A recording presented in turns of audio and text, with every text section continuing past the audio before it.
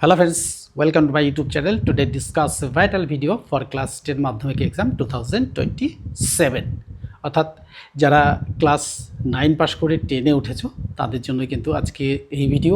অর্থাৎ ক্লাস 10-এ উঠে কিন্তু আমাদের অনেকটা সময় পেরিয়ে গেছে, তাই কিন্তু আর বেশি সময় আমরা নষ্ট করব না।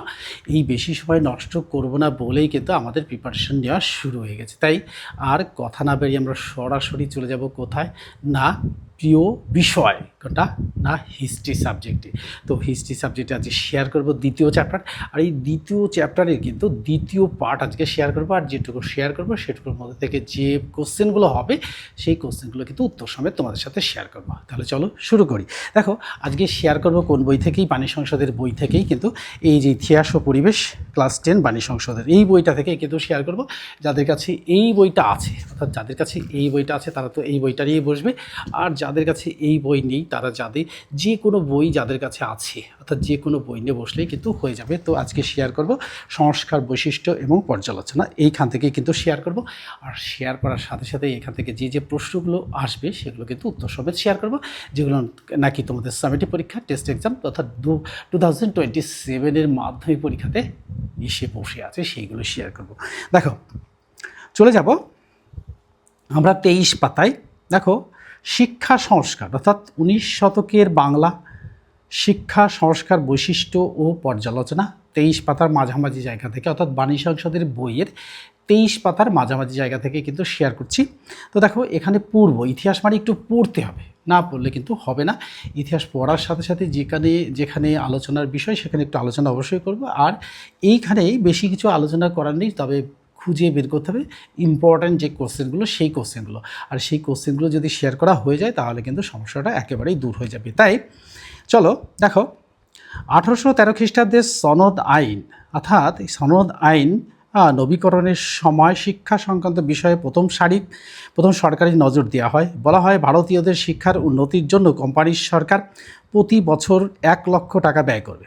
এ ব্যাপারে 1823 খ্রিস্টাব্দে কোম্পানির সরকার 10 জন সদস্য নিয়ে general committee of the public instruction গঠন করা হয়। তো এখানে কিন্তু দুটো প্রশ্ন অলরেডি লুকিয়েই রয়েছে, এই দুটো বের করে নিতে হবে। এর উদ্দেশ্য ছিল সরকারি স্কুল কলেজে ইংরাজি মাধ্যমে পঠন পাঠন চালু হবে বা চালু রাখা হবে। তো সেই বছরের রাজা Rammohan Roy governor general Lord হার্নস্টকে এক চিঠিতে দেশের পাশ্চাত্য জ্ঞানবিজ্ঞান তথা জ্ঞানদীপ্ত শিক্ষার ব্যবস্থা চালু করার জন্য অনুরোধ জানায়। প্রকৃতপক্ষে এই সময়ে সরকারি বেসরকারি স্তরে শিক্ষানীতি কী হওয়া উচিত তা নিয়ে বিতর্ক দেখা দেয়। যারা মাতৃভাষার মাধ্যমে শিক্ষা চর্চার কথা বলেন তাদের বলা হয় প্রাচ্যবাদী। তাহলে প্রাচ্যবাদী একটা ইম্পর্ট্যান্ট কোশ্চেন। আর যারা নাকি ইংরাজির মাধ্যমে শিক্ষা চর্চার কথা বলেন তাদেরকে বলা হয় পাশ্চাত্যবাদী। তাহলে এই প্রাচ্যবাদী আর পাশ্চাত্যবাদী দুটি কিন্তু important question. James princess, Colebrooke, Wilson প্রমুখ প্রাচ্যবাদীরা দাবি করেন যে মাতৃভাষার মাধ্যমে বিদ্যাচর্চার স্বাভাবিক প্রক্রিয়া।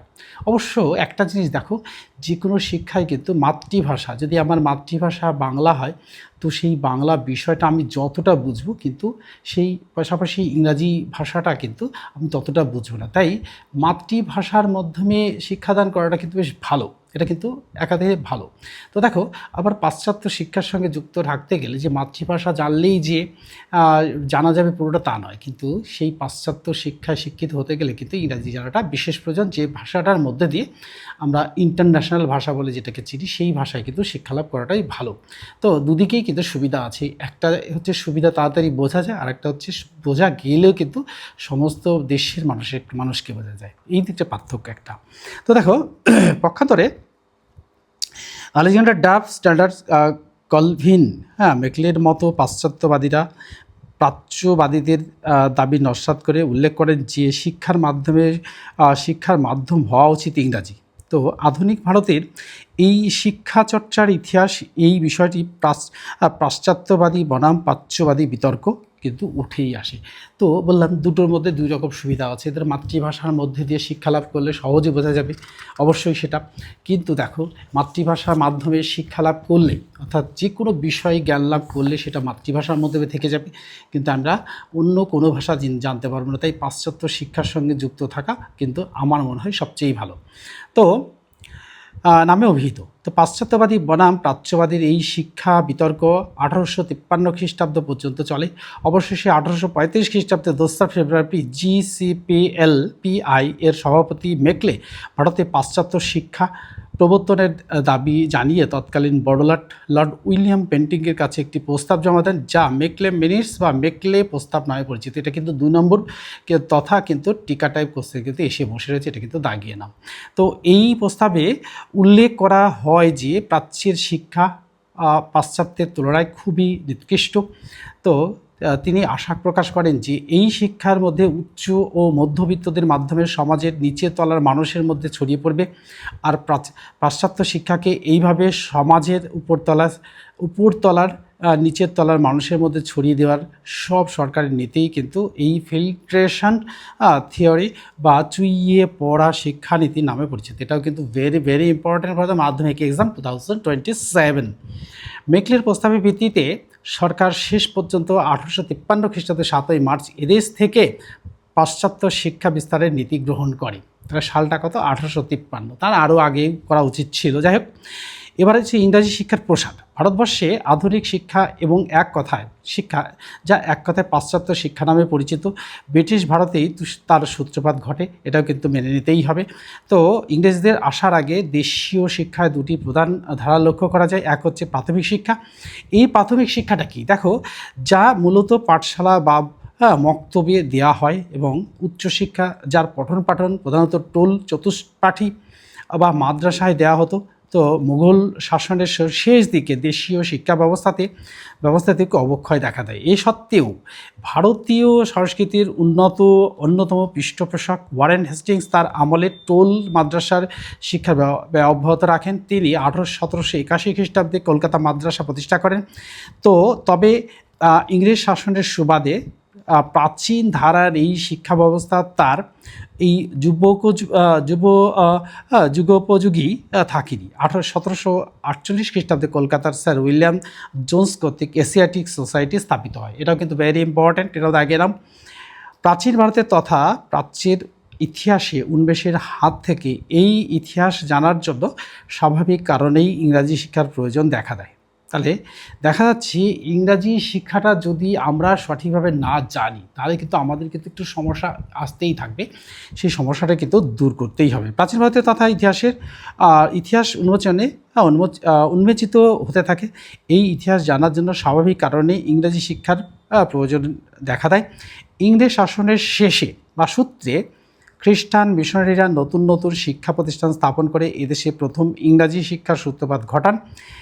এক্ষেত্রে London missionary society, Scottish missionary society, church missionary society আর জেসুইট মিশনারি সোসাইটি এবং ব্যাপটিস্ট মিশনারিজ উদ্যোগ বেশি প্রশংসনীয়। 1800 খ্রিস্টাব্দে William William Watts, Joshua Marshman এর প্রচেষ্টায় শ্রীরামপুরে ব্যাপটিক মিশন প্রতিষ্ঠিত হয়। এটাও কিন্তু একটা ইম্পর্টেন্ট কোশ্চেন, আগে নাম। তাদের উদ্যোগে 162টি বিদ্যালয় প্রতিষ্ঠিত হয়। 1818 খ্রিস্টাব্দে শ্রীরামপুরে একটি কলেজ প্রতিষ্ঠা করেন। তাহলে দেখো, 1819 খ্রিস্টাব্দে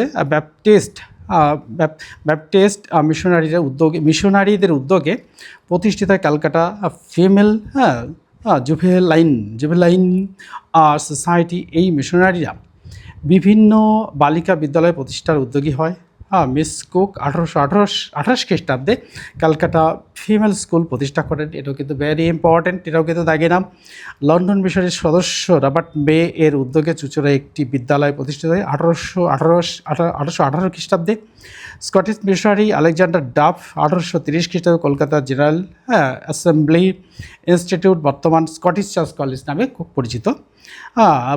এছাড়াও চার্চ মিশনারিদের উদ্যোগে মাদ্রাসা, খ্রিস্টান কলেজ ও বোম্বাইও এর উইলসন কলেজ, জেসুইন মিশনারির উদ্যোগে কলকাতা সেন্ট জেভিয়ার্স কলেজ ও লরেটো হাউস কলেজ ও কলকাতায় প্রথম বিশপ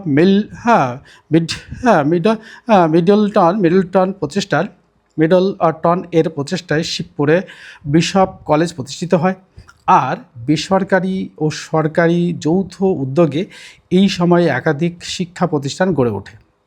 এবার চলে আসবো 1817 খ্রিস্টাব্দে কলকাতায় হিন্দু কলেজ, 1824 খ্রিস্টাব্দে সংস্কৃত কলেজ প্রতিষ্ঠিত হয়। তাহলে ব্যাপারটা দেখো, এই প্রাচ্য আর এই পাশ্চাত্য শিক্ষা, এই প্রাচ্য শিক্ষার আর পাশ্চাত্য শিক্ষার মধ্যে যে ভেদাভেদগুলো রয়েছে, যে পার্থক্যগুলো রয়েছে, অর্থাৎ যে ডিফারেন্সগুলো রয়েছে, সেগুলো কিন্তু আমাদের খুঁজে বের করতেই হবে। তো পাশ্চাত্য শিক্ষায় শিক্ষিত হলে পরে আমাদের কি হবে, না হলে কি হবে, এর উপরে কিন্তু কোশ্চেন একটা আসতে পারে, বড় কোশ্চেন। এটাও কিন্তু তোমরা পড়ে রাখো। এবার আসবো আমরা হিন্দু কলেজ প্রতিষ্ঠার ক্ষেত্রে ডেভিড হেয়ার, বিচারপতি হাইভ ইস্ট রামমোহন রায় প্রমুখ বিশেষ উদ্যোগ নেন। 1855 খ্রিস্টাব্দ থেকে হিন্দু কলেজের নাম পরিবর্তন করে প্রেসিডেন্সি কলেজ রাখা হয়। এটাও কিন্তু ইম্পর্টেন্ট। 1835 খ্রিস্টাব্দে বোম্বাইতে এনফিল্ড স্টোন কলেজ এবং সেই বছরই কলকাতায় উচ্চতর চিকিৎসাবিদ্যা চর্চার প্রশ্নে কলকাতা মেডিকেল কলেজ প্রতিষ্ঠিত হয়। 1837 খ্রিস্টাব্দে সরকারি কাজকর্মে ফরাসি ভাষা পরিত্যক্ত হয়ে ইংরাজি ভাষা গৃহীত হয়।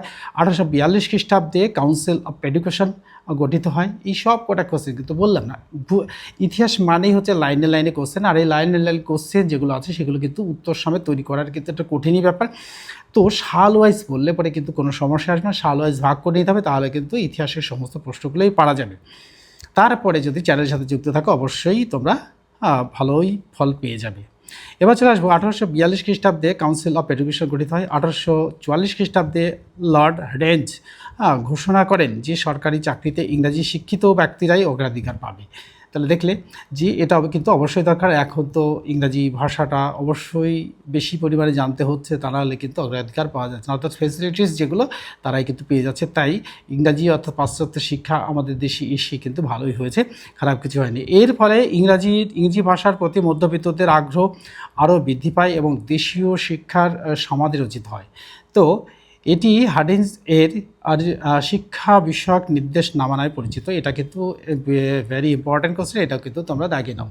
এবার কিন্তু আমি শেয়ার করব যে এখান থেকে যে প্রশ্নগুলো শেয়ার করব সেই প্রশ্নগুলো কিন্তু উত্তর সমেত শেয়ার করা। উত্তর সমেত শেয়ার করার সাথে সাথেই কী হয়ে যাবে না, তোমাদের সমস্ত কোশ্চেনগুলো কিন্তু সলভ হয়ে যাবে।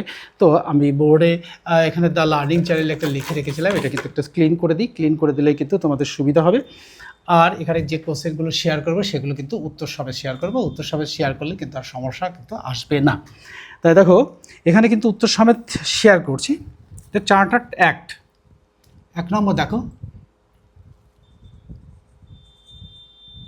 চার্টার্ড অ্যাক্ট কবে পাস হয়, কবে পাস হয় দেখো উত্তরটা হবে 1813। দেখো 1813-তে পাস হয়।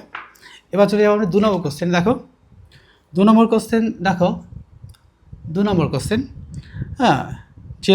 জেনারেল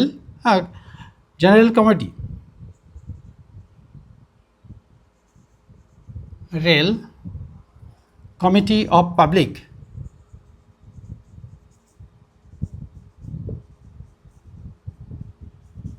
পাবলিক ইনস্ট্রাকশন স্টেশন কবে গঠন করা হয়,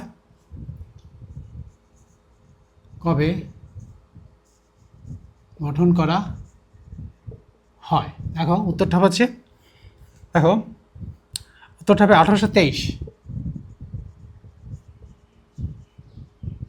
3 নম্বর কোশ্চেন দেখো, প্রাচ্যবাদী কাদের বলে?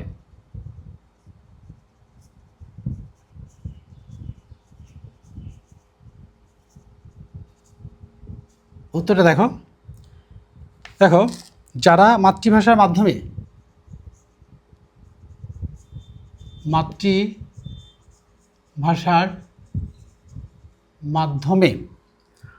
শিক্ষা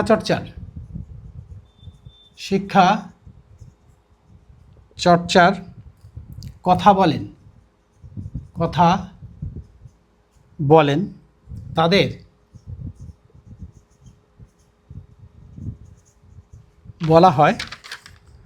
বলা হয় প্রাচ্যবাদী। এবার 4 নম্বর শেয়ার করবো। দেখো পাশ্চাত্যবাদী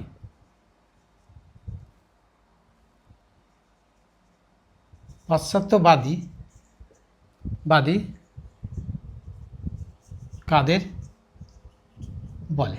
উত্তরটা দেখো, হচ্ছে যারা ইংরাজি ভাষার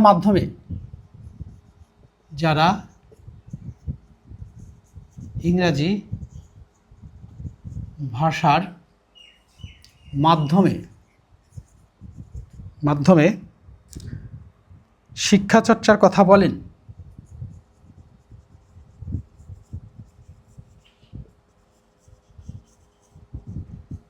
কথা বলেন তাদের বলা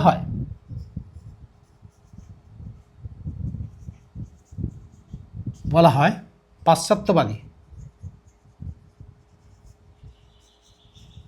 এবার 5 নম্বর শেয়ার করব। 5 নম্বর সাথে মেকলে মিনিটস কবে পেশ করা হয়?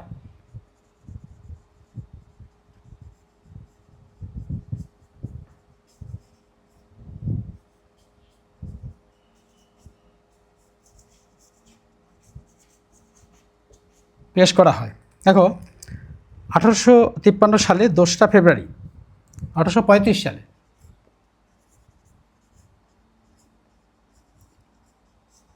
ফলের 2রা ফেব্রুয়ারি।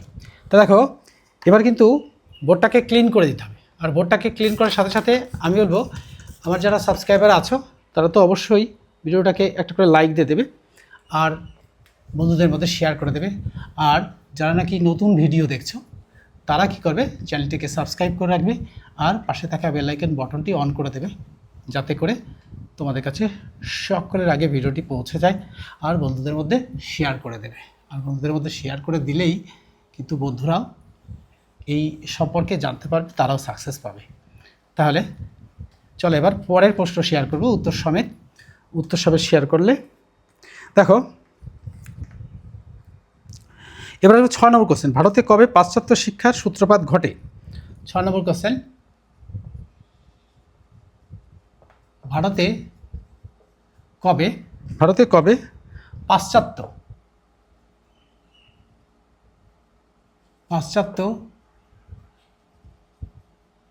শিক্ষার সূত্রপাত ঘটে?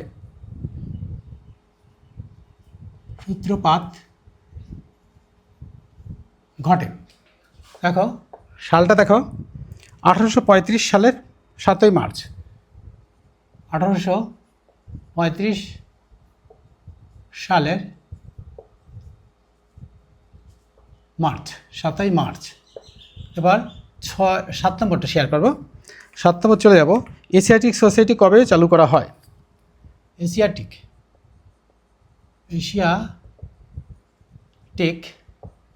সোসাইটি কবে চালু করা হয়? দেখো 1784 খ্রিস্টাব্দে কলকাতায়।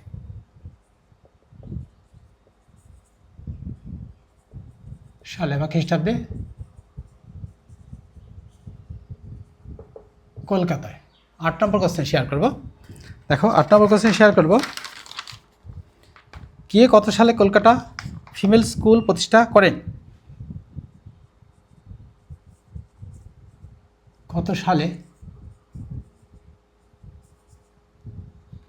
ক্যালকাটা ফিমেল স্কুল প্রতিষ্ঠা করেন?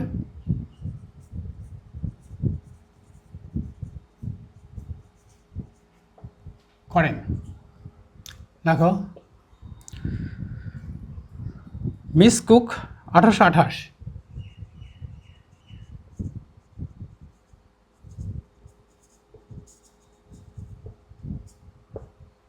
নম্বর কোশ্চেন শেয়ার করবো। দেখো, স্কটিশ চার্চ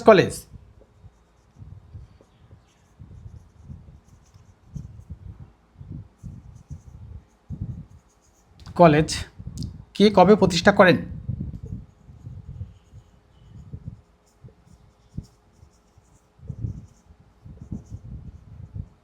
দেখো,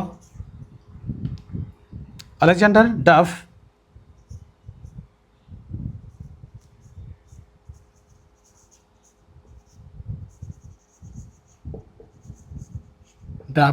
কত সাল?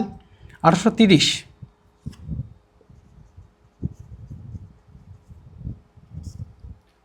10 নম্বর শেয়ার করবো। 10 নম্বর দেখো, কত সালে ক্যালকাটা ফিমেল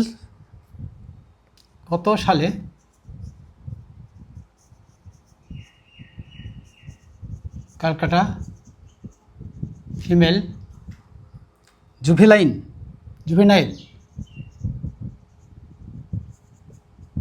জুভেনাইল সোসাইটি প্রতিষ্ঠিত হয়?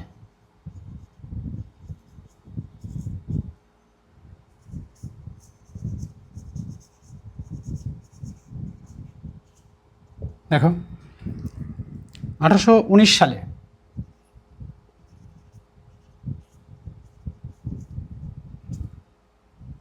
11 নম্বর শেয়ার করব। কত সালে কোথায় হিন্দু কলেজ প্রতিষ্ঠিত হয়?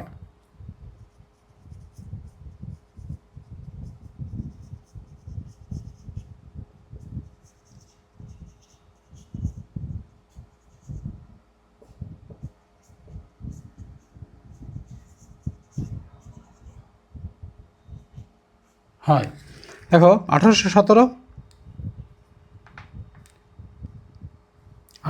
কলকাতায়।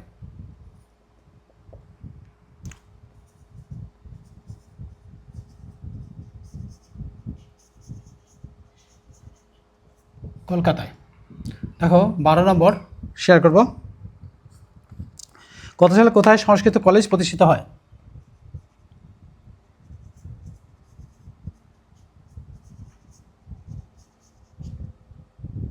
কত সালে কোথায় সংস্কৃত কলেজ প্রতিষ্ঠিত হয়?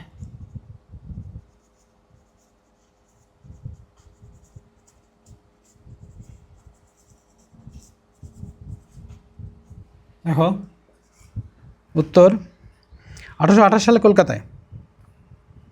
1824 সালে, সরি।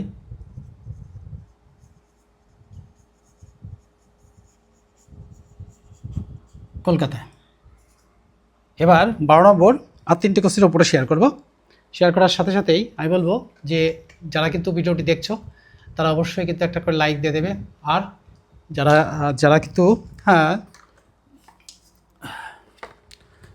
লাইক দিয়ে দেবে। আর যারা কিন্তু নতুন সাবস্ক্রাইবার তারা কিন্তু অবশ্যই ভিডিওটিকে লাইক দিয়ে দেবে, আর পাশে থাকা বেল আইকন বটনটি অন করে দেবে, আর বন্ধুদের মধ্যে শেয়ার করে দেবে। তাহলে কী হবে, বন্ধুরাও কিন্তু এই ভিডিও সম্পর্কে জানতে পারবে, তারা কিন্তু উপকৃত হবে। দেখো, বোর্ডটা প্রায় ক্লিন হয়ে গেছে। এবার আমি কিন্তু 13, 14, 15টা অর্থাৎ 12টা শেয়ার করা হয়েছে, আর 3টে কোশ্চেন শেয়ার করব। দেখো, 13 নম্বর কোশ্চেন। দেখো, কত সালে প্রেসিডেন্সি কলেজ প্রতিষ্ঠা ঘটে? 13 নম্বর, কত সালে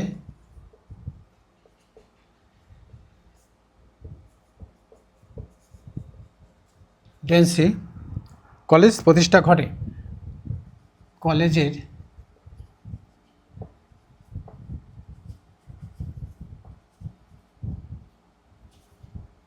ঘটে। দেখো, সালটা দেখো, 1855।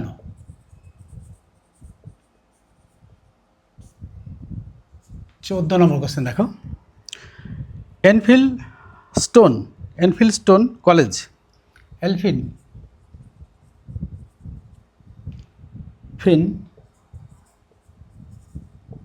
স্টোন কলেজ প্রতিষ্ঠিত হয় কবে?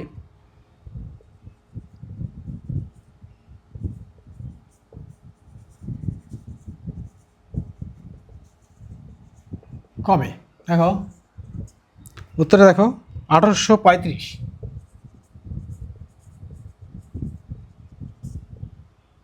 লাস্ট ওয়ান 15 নম্বর কোশ্চেন। দেখো কত সালে কাউন্সিল অফ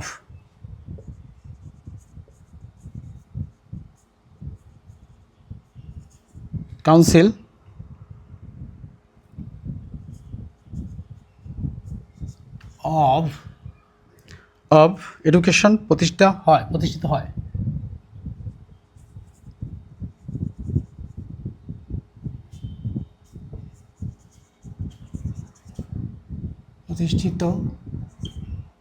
হয়? উত্তরটা দেখো, উত্তরটা হচ্ছে 1842।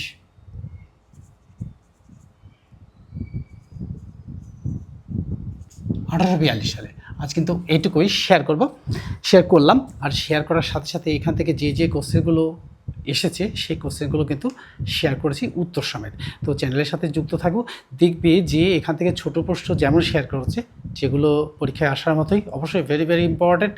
আর পরে যেগুলো 2 নম্বর 4 নম্বর আর বড় প্রশ্ন যেগুলো শেয়ার করা হবে সেগুলো কিন্তু শেয়ার করা হবে উত্তর সমেত। তুমি কিন্তু চ্যানেলের সাথে যুক্ত থাকো আর ভালো করে পড়ো, তাহলে কিন্তু সাকসেস অনিবার্য, কেউ তোমাদের আটকাতে পারবে না। বিগত বছরে যেমন করে কোশ্চেনগুলো সবাই পেয়েছে তোমরা কিন্তু সেভাবেই পেয়ে যাবে। Good bye friends.